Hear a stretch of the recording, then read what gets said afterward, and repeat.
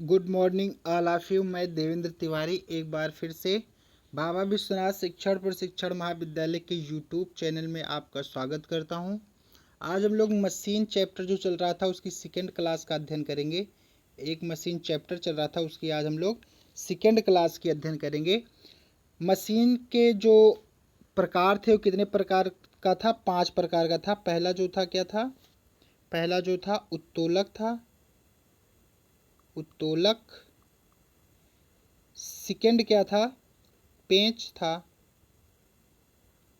Third क्या था? झुका तल था, इसी को आनत तल कहते हैं। चौथा क्या था? घिरनी था। चौथा क्या था? घिरनी। और पांचवा क्या था?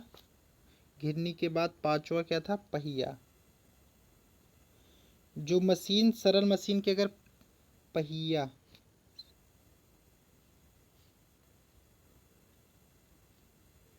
अगर पूछा जाए पेपर में सरल मशीन के कितने प्रकार हैं, तो सरल मशीन 5 प्रकार का होता है। उत्तोलक, पेंच, झुका तल, घिरनी और पहिया। ये सारे किसके अंतर्गत आते हैं?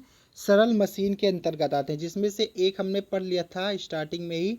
उत्तोलक क्या होता है? उत्तोलक क्या है? क्वेश्चन हमने पूछा था कि जो मिट्टी ढोने की ट्राली होती है किस प्रकार का उत्तोलक है, तो वो कौन किस प्रकार का है? द्वितीय प्रकार का उत्तोलक है। उसका आंसर है द्वितीय प्रकार का उत्तोलक। वो था द्वितीय प्रकार का उत्तोलक था। ठीक, अब आगे हम आज अध्ययन करेंगे किसका? पहला जो हम लोग था वो पढ़ चुके हैं, उत्तोलक। जो मशीन का पहला प्रकार था उत्तोलक, उसको हम लोग पढ़ चुके हैं। आज हम लोग देखते हैं कि पेंच क्या है। इसका जो सेकंड था वो था पेंच। ठीक, पेंच क्या है?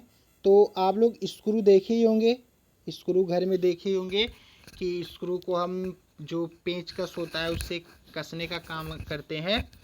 तो कई जगह यूज होता है। दो पार्टों को ज्वाइंट करने के लिए पेंच का यूज होता है। कोई भी दो पार्ट होता है उसे हमें जोड़ने के लिए पेंच का यूज हम लोग करते हैं। जैसे बोर्ड वोर्ड होता है उसमें भी पेंच का यूज होता है, आप लोग देखे होंगे। तो पेंच या बोल्ड, ये इसको जो हम लोग घर में बुल्ट कहते हैं, यही होता है, पेंच ही उसको बोलते हैं। पेंच या बोल्ड एक प्रकार की यांत्रिक युक्ति है। यांत्रिक, इसमें वाह बल मनुष्य अपना बल लगाता है, उसे यांत्रिक बल कहते हैं, जो दो भागों को परस्पर कसने के काम करती है। पेंच जो होता है वो दो पार्टों को परस्पर कसने का, जो दो पार्ट अलग अलग रहते हैं उनको परस्पर एक में मिला के कसने का काम करती है। क्या? पेंच। ठीक, अधिकतर पेंच दक्षिणावर्त घूर्णन के द्वारा कसे जाते हैं। जो पेंच होता है, जो पेंच होता है, ठीक, तो इसको दक्षिणावर्त में इधर से ही घुमा के क्या किया जाता है?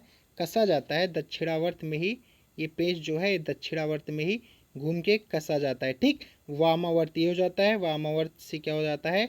ये पेंच खुलता है और दक्षिणावर्त में पेंच पेंच कसा जाता है। ठीक, चलते हैं आगे, देखते हैं, आगे देखते हैं। आज तीसरा पॉइंट इसका जो था वो था झुका तल। जो मशीन का प्रकार था, तीसरा प्रकार था झुका तल या आनत तल। ठीक, पहला था उत्तोलक, दूसरा था पेंच। उत्तोलक आपको हमने बहुत अच्छी तरह से एक क्लास में समझाया था। उसके बाद पेंच को लिया। पेंच क्या होता है? पेंच एक युक्ति होती है, यांत्रिक बल द्वारा इसको क्या किया जाता है? दो पार्टों को ज्वाइंट करने के काम आता है। ये दक्षिणावर्त दिशा में कसा जाता है। तीसरा पॉइंट है, तीसरा प्रकार क्या है मशीन का? झुका तल या आनत तल। झुका तल क्या होता है? इसे सीढ़ी उड़ी का यूज करते हैं हम, ड्रम वरम चढ़ाने में इसका काम होता है। किसी समतल तख्ते को क्षैतिज तल से किसी न्यून कोण पर, क्षैतिज तल से एक, इसको न्यून कोण लिखा गया है यहाँ पे। मतलब अगर ये क्षैतिज तल है तो न्यून कोण का मतलब हुआ 90 डिग्री से कम, 90 डिग्री से कम। अगर 90 डिग्री पर इसको उठा के रख देंगे तो झुका तल नहीं रह जाएगा, स्ट्रेट हो जाएगा, ऊर्ध्वाधर हो जाएगा। तो न्यून कोण क्या? 90 डिग्री से कम कहीं भी झुकाएंगे तो क्या रहेगा? ये झुका तल कहलाएगा।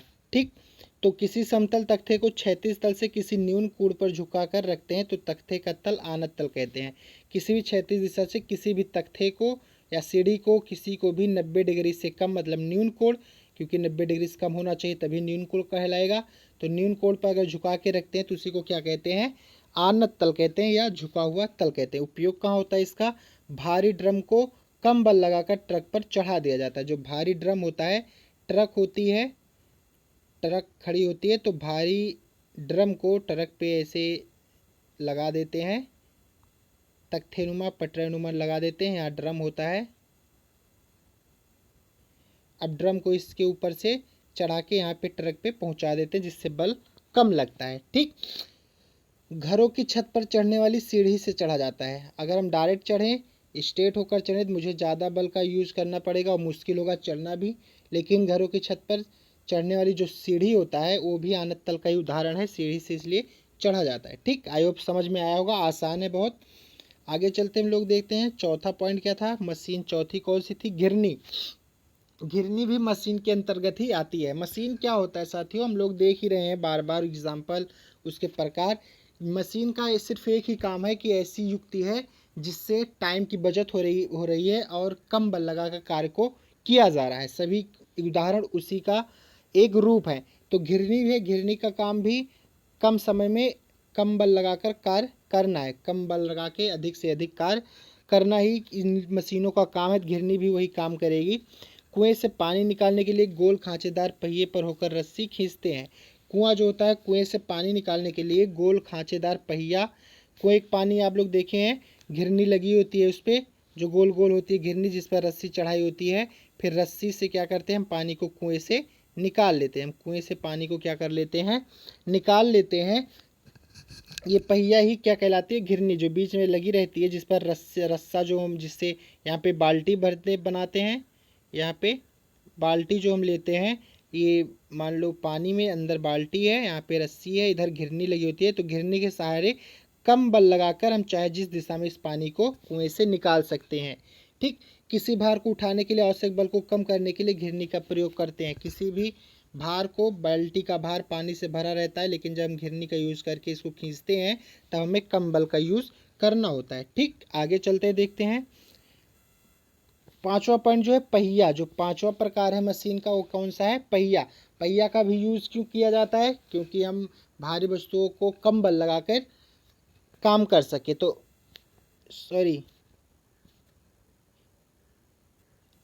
यहाँ पे लिख उठा है, गलत हो गया है, पहिया रहेगा यहाँ पे, भैया लिख गया है पहिया। पहिया एक सरल मशीन है जिससे भारी वस्तु को एक स्थान से दूसरे स्थान पर ले जाया जाता है। ये कैसा होता है, गोल होता है। पहिया जो होता है एक सरल मशीन का ये भी एग्जाम्पल है, जिससे क्या किया जाता है, जिससे भारी वस्तु को एक स्थान से दूसरे स्थान पर ले जाया जाता है। ये भी क्या होता है, गोल होता है। पहिया जो होता है आपको पता ही है, गोल होता है। इसका यूज कहाँ होता है, इससे भी भारी वस्तु को एक स्थान से दूसरे स्थान पर ले जाने के लिए यूज होता है। उपयोग देख लीजिए, पहिएदार ट्राली या गाड़ी पर रखकर बोझ को बहुत कम बल लगाकर अधिक तेज से खींचा जा सकता है। पहिया लगाने से क्या होता है, टाइम की बचत होती है, अधिक तेज, उसके नॉर्मल गति से भी हम तेज उसको खींच सकते हैं पहिया लगाकर। और कम बल लगाकर क्या करते हैं, बोझ को ट्राली पे या पहियादार ट्राली पे रख के बहुत तेज गति से खींचा जा सकता है। मतलब पहिया जो होता है टाइम की भी बचत करता है और बल की भी बचत करता है। कम बल लगाकर ज़्यादा से ज़्यादा वर्क किया जा सकता है और टाइम की बचत ऑलरेडी होती ही है, क्योंकि पहिया लगाने से उसकी स्पीड क्या हो जाएगी, तेज हो जाएगी। ठीक, तो ये हैं सरल मशीन के प्रकार।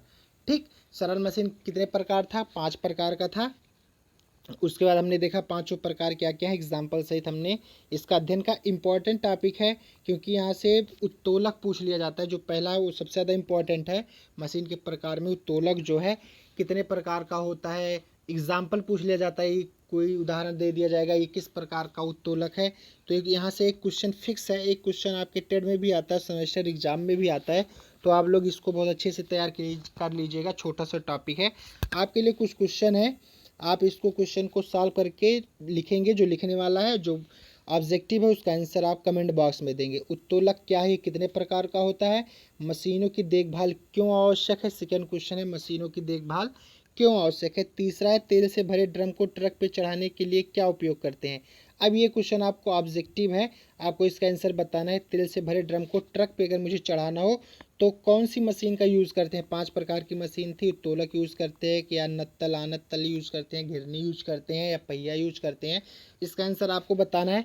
फिर तीसरा क्वेश्चन जो है, चिमटा किस प्रकार का उत्तोलक है। इसका भी आंसर आपको कमेंट बॉक्स में देना है, चिमटा किस प्रकार का उत्तोलक है। और पांचवा क्वेश्चन है, हैंड पंप किस प्रकार का उत्तोलक है। इसका भी आंसर आपको कमेंट बॉक्स में देना है। ये 3 क्वेश्चन का आंसर आपको कमेंट बॉक्स में देना है, 2 क्वेश्चन का आंसर आपको याद करना है जो पेपर की दृष्टि से अत्यंत महत्वपूर्ण है। ठीक, और आप लोग कृपया ध्यान दीजिए, अगर जो किसी भी वनडे एग्ज़ाम की तैयारी कर रहे हो तो उनके लिए मेरा एक यूट्यूब चैनल है द कोच यूपी।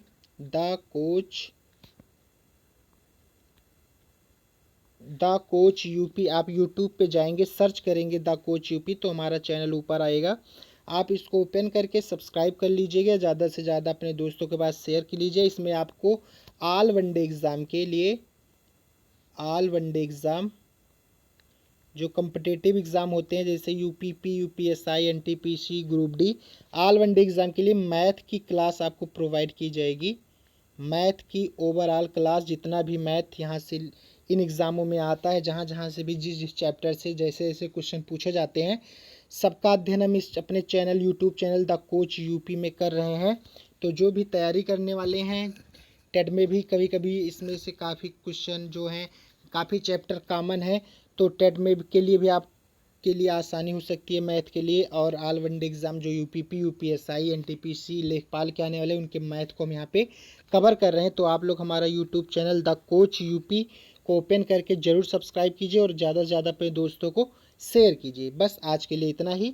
आज का ये चैप्टर भी ख़त्म हुआ, अगले क्लास में नेक्स्ट चैप्टर का हम अध्ययन करेंगे। ठीक, थैंक यू, धन्यवाद।